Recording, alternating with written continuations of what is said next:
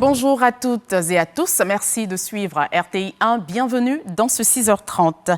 La cérémonie de remise du prix Félix Houphouët-Boigny pour la recherche de la paix s'est tenue à Abidjan hier jeudi 22 mai en présence du président de la République Alassane Ouattara, António Luís Santos da Costa, président du Conseil européen et ancien Premier ministre du Portugal, est le lauréat de l'édition 2024. Il est récompensé pour son engagement en faveur du multilatéralisme, du dialogue et du développement durable. Le prix lui a été remis par le président de la République ivoirien, qui en est le protecteur. Décerné par l'UNESCO, cette distinction récompense des personnalités, institutions ou organisations qui s'engagent dans la promotion, la recherche et le maintien de la paix. Je vous propose d'écouter le chef de l'État, Alassane Ouattara. La promotion de la paix est indissociable de l'encouragement et de la reconnaissance des actions des hommes et des institutions de bonne volonté qui agissent dans ce domaine.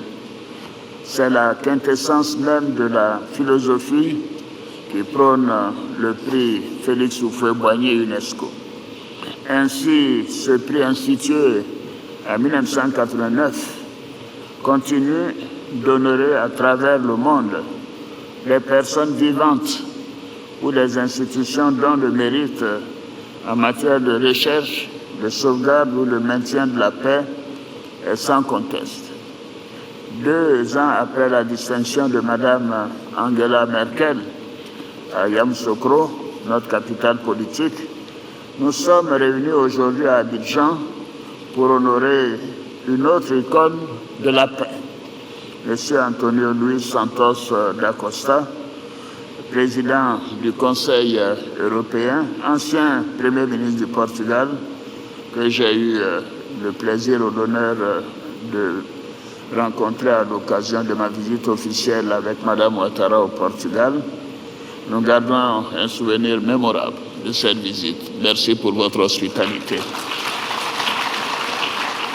Et il est le lauréat de l'édition 2024 du prix Félix Houphouët-Boigny UNESCO pour la recherche de la paix. Cher lauréat, M. António Luís Santos da Costa, je voudrais vous adresser mes sincères félicitations. Votre qualité de Premier ministre du Portugal, puis de président du Conseil européen depuis décembre 2024, la recherche du compromis et de la paix sont les constantes de votre engagement politique. Vous vous êtes toujours distingué comme un grand défenseur du dialogue et du multilatéralisme.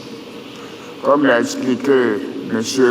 Michel Kandessi, le vice-président du jury de ce prix et ancien directeur général du Fonds monétaire international, que j'appelle affectueusement mon patron, ce prix vous a été attribué, je cite, pour l'ensemble de votre œuvre et pour la constance avec laquelle vous avez gardé dans vos préoccupations de grands responsables politiques le souci de la paix et de la promotion des pays en développement.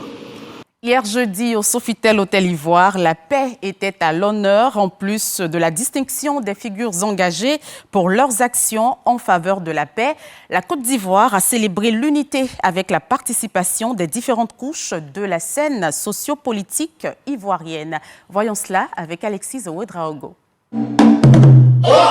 Abidjan, capitale mondiale de la paix ce jeudi. Du Togo au Portugal en passant par la France, ils sont venus nombreux célébrer ce prix que protège désormais, après son aîné Henri Konan Bédié, le président Alassane Ouattara. Excellence, le président Félix Houphouët-Boigny a montré que la paix était un facteur très important dans la vie des nations.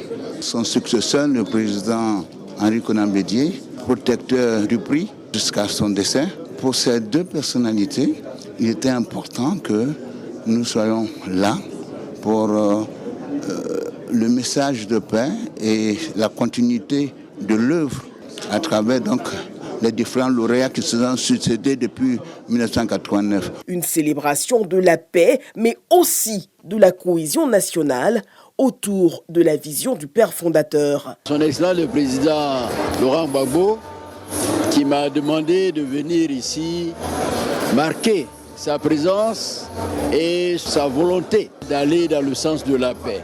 Le président du Conseil européen, on a suivi son discours, c'est un homme qui travaille beaucoup pour le dialogue et pour la paix. Dans un contexte mondial éprouvé par des crises socio-politico-économiques, cette célébration du prix Félix Houphouët-Boigny pour la recherche de la paix se veut graine de l'espérance promise à l'humanité. Et lors de cette cérémonie de remise du prix Félix Houphouët-Boigny pour la recherche de la paix, un fait historique a marqué les esprits, la remise du certificat d'inscription de l'Atiéké au patrimoine culturel immatériel de l'UNESCO au chef de l'État Alassane Ouattara. Cet acte confère désormais à ce mets ivoirien une reconnaissance et une visibilité internationale. C'est donc une nouvelle ère qui s'ouvre pour ce symbole de la gastronomie ivoirienne. Mahama Traoré. Servi et consommé depuis les garbadromes, restaurants et ménages, l'Atiéké peut désormais se targuer d'être l'emblème culinaire de la Côte d'Ivoire. Le certificat que remet la directrice générale de l'UNESCO au président Alassane Ouattara l'atteste. L'acte consacre l'inscription définitive de ce mets préféré des Ivoiriens au patrimoine culturel immatériel de l'UNESCO, l'aboutissement d'un long processus mené par le gouvernement ivoirien durant 7 ans. Vous savez que l'autonomisation des femmes est un combat que le président de la République porte, et particulièrement avec la première dame. Et grâce à cette reconnaissance internationale, l'Atiéké fera encore mieux vivre ces femmes. C'est en décembre dernier que l'Atiéké a été officiellement inscrit au patrimoine culturel immatériel de l'UNESCO. Mais pour en arriver là, il a d'abord fallu labelliser cette semoule de manioc pour en faire une propriété exclusivement ivoirienne. L'objectif de ce combat-là, c'était de récupérer définitivement l'appellation Atiéké. Aujourd'hui, la Côte d'Ivoire, je pense, est à l'abri ou a les moyens juridiques pour intenter des actions en justice contre tous les autres États qui vont s'aventurer à utiliser l'appellation Atiéké. Tremplin de visibilité pour l'Atiéké, l'inscription au patrimoine de l'UNESCO vient renforcer l'identité culturelle ivoirienne, sans compter les multiples opportunités économiques que cette reconnaissance offre aux fabricants d'Atiéké. Tel un nouvel ingrédient, l'inscription au patrimoine culturel immatériel de l'UNESCO ajoute un plus à la saveur déjà succulente de l'Atiéké.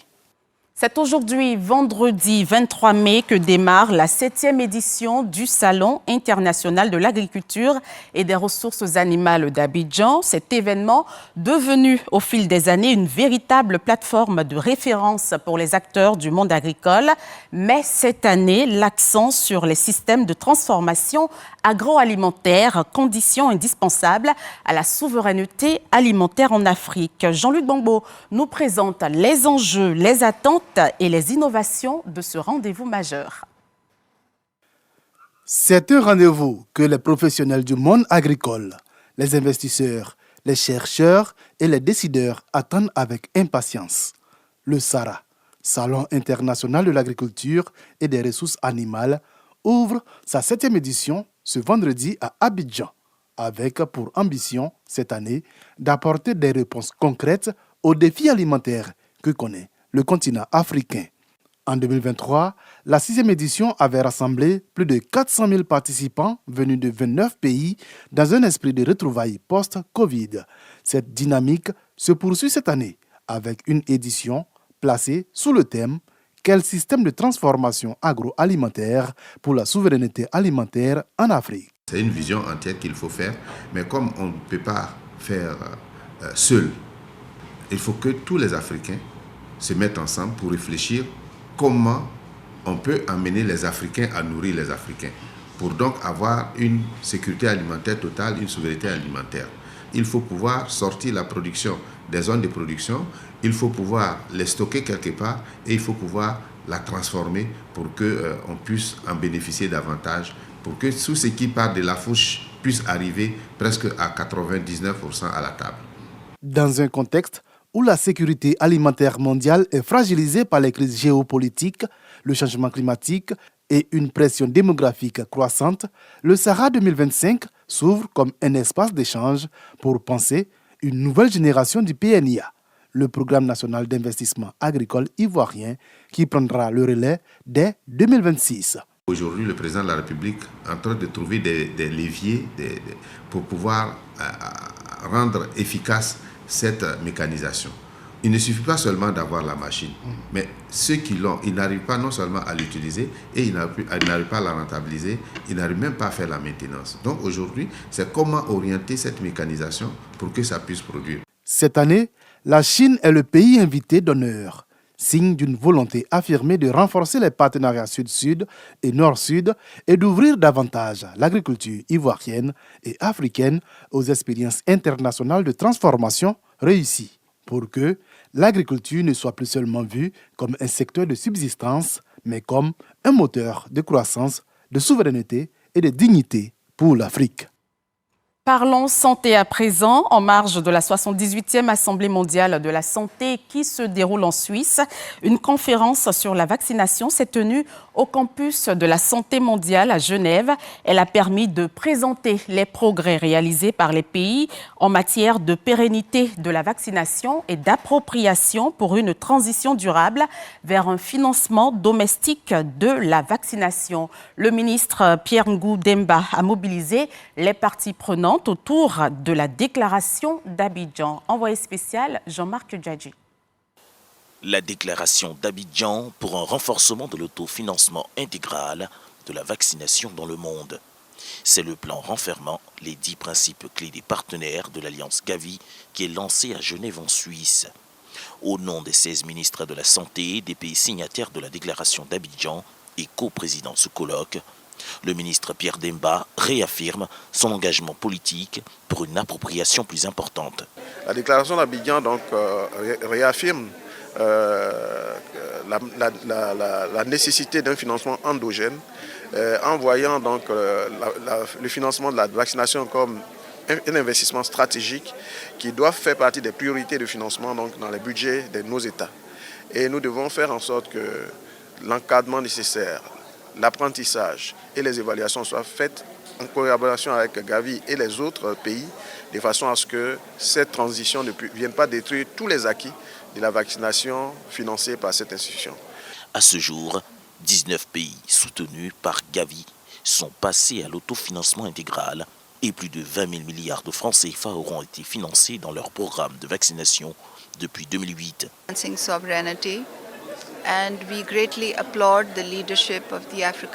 On rejoint la déclaration d'Abidjan, donc il était particulièrement important de reconnaître le rôle fort de la Côte d'Ivoire dans le mouvement pour un autofinancement des programmes de vaccination par les pays africains sous le leadership de la Côte d'Ivoire.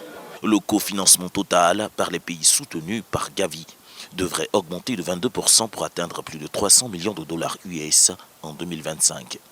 Au cours de la prochaine période stratégique de Gavi 2026-2030, les pays à faible revenu et à revenus intermédiaires devraient contribuer à hauteur de 4 milliards de dollars au coût des programmes de vaccination mis en place avec le soutien de Gavi. Et pour terminer, dans l'actualité internationale, le président du Congo-Brazzaville, Denis Sassou Nguesso, entame ce vendredi une visite de travail en France. Il doit notamment être reçu à l'Élysée par Emmanuel Macron, présenté par les autorités congolaises comme une opportunité majeure pour redynamiser les partenariats entre la France et le Congo-Brazzaville. La visite de Denis Sassou Nguesso à Paris va durer 2 jours. C'est la fin de ce 6h30. Merci de l'avoir suivi. Matin Bonheur, ce sera à partir de 7h avec Thierry Angeval. Bonne journée. Restons prudents sur les routes.